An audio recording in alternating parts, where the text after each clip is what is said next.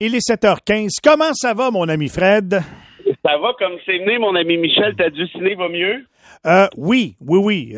Amélioration. C'est sûr qu'elle a eu d'excellents soins d'un infirmier de premier ordre. Oui, m'a t-on dit. D'ailleurs, il en manque dans le réseau si jamais tu cherches un petit sideline, hein? C'est vraiment pas pour moi. Non. Il y avait quelque chose qui me disait que tu allais répondre à un truc semblable. C'est le fun quand tu as quelque chose à faire, mais tu sais, à la maison, quand tu as une patiente qui dort puis tu la regardes dormir, c'est long. Ben écoute, je te dis, si tu t'engages dans le réseau, tu vas en avoir beaucoup plus qu'une, puis tu n'auras pas trop de temps de regarder les gens dormir, je suis certain. Malheureusement, j'ai perdu mon CV. Ça arrive. Fait que c'est ça qui est ça. Toi, de ton côté, t'as passé un beau week-end, mon Fred? Ah oui, écoute, il fait tellement beau. Le bonheur. Bon. C'est ça qui est ça, comme tu dis. Fait que ça t'a permis de regarder puis de suivre un peu le congrès de la CAQ? Hey, écoute, Kim Young a appelé François pour le féliciter. Comment t'as fait ça?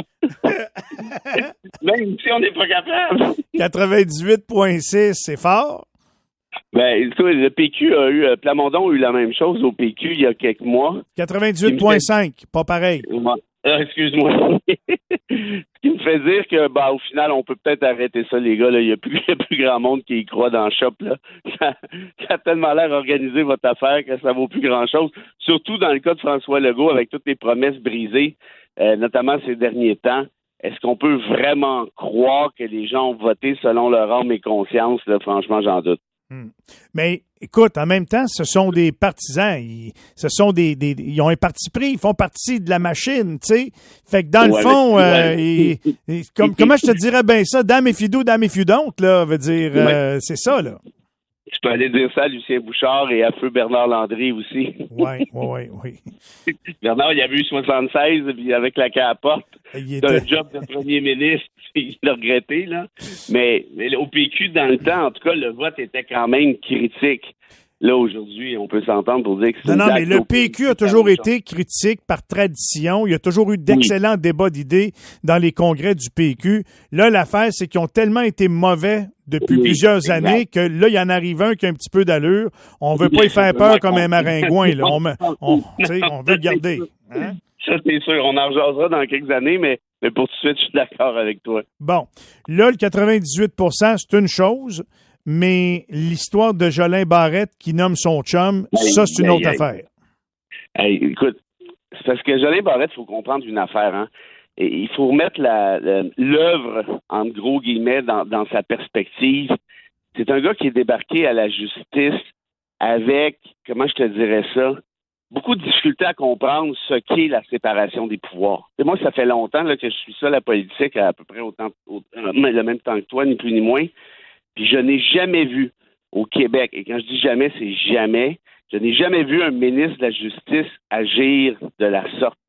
Ce gars-là, le pouvoir judiciaire, il n'y croit pas. Quand il était ministre d'immigration, là, il avait garroché dans le shredder, dans la déchiqueteuse, plus de 50 000 dossiers d'immigration. La Cour supérieure a été obligée de s'en mêler, disant « Tu peux pas faire ça. La loi n'a pas été adoptée. Qu'est-ce que tu fais là? » Après ça, quand il est débarqué à la justice, il y a une décision de la Cour supérieure très claire sur ce que je viens de te dire. Il a commencé à se chicaner avec la juge en chef de la Cour du Québec.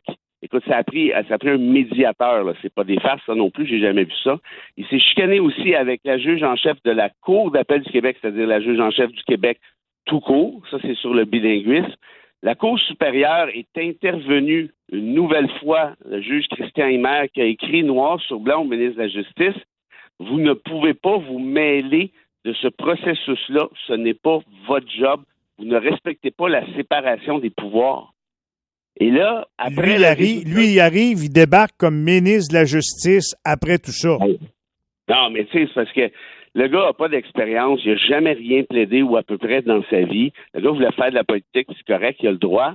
Là, tu débarques là, la justice, c'est un bateau qui est particulier, hein, qui a des membres particuliers, c'est-à-dire des membres du barreau, des membres de la Chambre des notaires, des juges, puis ça amène, comment je te dirais, ça doit amener une certaine délicatesse, une certaine sensibilité. Lui, dernièrement, a décidé que les notaires pourront être nommés juges. Mais là, le barreau a dit que c'est ça, cette affaire-là. Il ne faut pas nommer des notaires juges. Ils ne peuvent pas pratiquer par définition. Ah, ben, c'est pas grave. Tu comprends? Il comprend pas du tout comment la game se passe. Puis là, dans le dernier épisode, c'est qu'il est allé à l'école en droit avec des amis. On peut s'entendre avec des amis, avec des gens qu'il a connus, qu'il a côtoyés. Puis là, il vient de nommer quelqu'un avec qui il était à l'école, qui a entretenu des liens par la suite également. Puis il n'a pas eu à déclarer, lui, qu'il y a une apparence de conflit d'intérêt ou il y a encore un conflit d'intérêt. Il l'a pas dit à personne. Écoute, il a célébré le mariage de ce gars-là.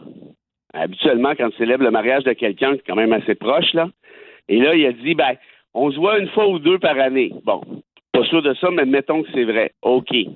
Par contre, il dit, ben là, c'est quoi l'affaire? Il dit, moi, j'en connais plein de monde au barreau, là. Il n'y a pas personne qui va pouvoir être qualifié pour devenir juge à ce moment-là. Ça, soit que tu es vraiment nono, ou soit tu nous prends pour des nonos. C'est un des deux. Moi, je pense qu'il nous prend pour des nonos. On ne peut pas être nono à ce point-là.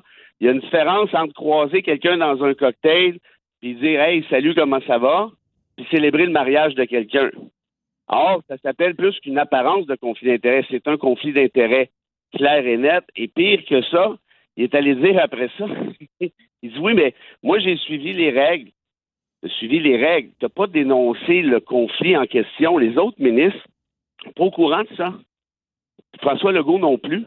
Et là, ça leur pète sur la gueule en pleine fin de semaine de congrès. Et il y a une autre affaire qui est peut-être plus grave.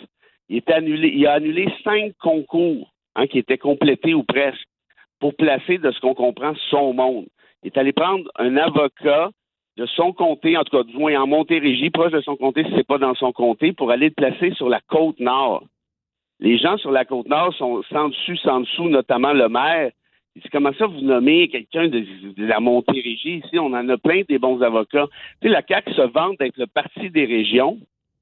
Ben là, si c'est le parti des régions, tu dois respecter un peu la fibre régionale, puis pas placer, on s'imagine, des gens que tu connais dans des endroits comme ceux-là. Il a fait la même chose à Val-d'Or, on ne sait pas s'il a placé un de ses amis. Mais bref, tout ça pour dire que c'est cette espèce de désinvolture.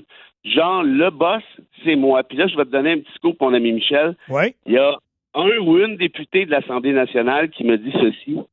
Elle a jasé avec Jolin Barrette de sa chicane avec la juge Rouleau de la Cour du Québec. Et Jolin Barrette a décrit la juge comme ceci. Il dit, la juge en chef, c'est une woke. Elle comprend pas le Québec, elle veut pas le bien-être du Québec. Imagine-toi, quand t'es rendu à qualifier des juges en chef de woke, puis ma source, elle est excessivement sûre, là. Attends une minute, là, c'est une woke et c'est pour ça que tu joues au bras de fer, parce que la juge en chef, ce qu'elle a dit, c'est attention, là, on a le principe de la séparation des pouvoirs. Puis pour ceux qui ne comprennent pas ou qui ne savent pas c'est quoi, c'est un vieux principe qui a été adopté au 17e siècle par John Locke. Ça a été repris par Montesquieu après, puis par Lord Acton qui disait... Par John Locke? Oui, monsieur. Ça commence à faire un petit bout, là. John Locke, tu sais c'était qui, John Locke? Le troisième but des Royals, on me dit. Non. C'est un ancien maire de Gatineau.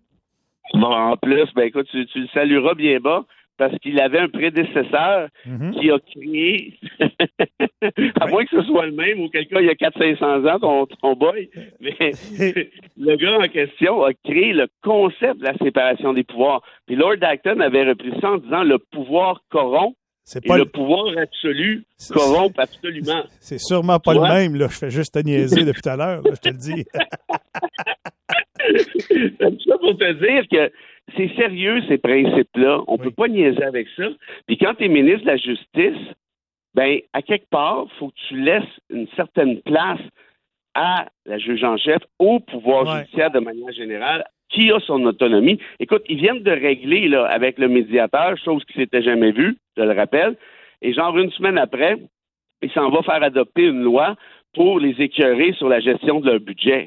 Ça aussi, t'as pas le droit. L'autre question que tu pourras pas répondre ce matin par faute de temps, c'est combien de chances il va avoir comme ça avec le premier ministre. T'sais, à un moment donné, là, veut pas, là, il embrasse de la M, là, lui, là. Écoute, puis vite de même, là, rappelle-toi, quand il était responsable de la langue française, il avait voulu interdire les bonjour-ailles dans les commerces. Legault s'en était mêlé. C'est lui qui a scrappé comme ministre de l'Immigration la réforme du PEC, Programme Expérience Québec, qui permettait à des étudiants, notamment français, de venir étudier ici, puis de tomber sur un fast-track par la suite pour obtenir leur résidence permanente. Il a scrappé ça, ce qui a fait en sorte qu'il a scrappé une partie de nos relations avec la France. La CAQ a été obligée de reculer là-dessus. Bref, moi, je vois pas ce qu'il a fait de positif, ce gars-là. Et comme tu dis, il y a quelque chose qui se passe avec François Legault. Il détient un truc sur le premier ministre qu'on ne sait pas pour que celui-ci le garde en place comme ça puis lui donne l'absolution complète à chaque fois. Franchement, j'ai rarement vu ça. À suivre, bien sûr. Merci de nous l'avoir dit. Il faut qu'on se laisse une citation avant de partir, mon Fred. Bien, certainement. Il y avait Lord Acton, mais je te l'ai déjà coulé. Sinon, il y aura toujours le bon vieux Coluche pour te dire c'est pas parce qu'ils sont nombreux à avoir tort qu'ils ont raison, Michel. C'est pas parce qu'ils sont nombreux à avoir tort qu'ils ont raison. Ouais. Faut y penser comme il faut. Merci beaucoup, mon Fred. Et je te souhaite une très bonne semaine. On se retrouve jeudi. Bye bye. Salut, mon vieux. À bientôt, bye.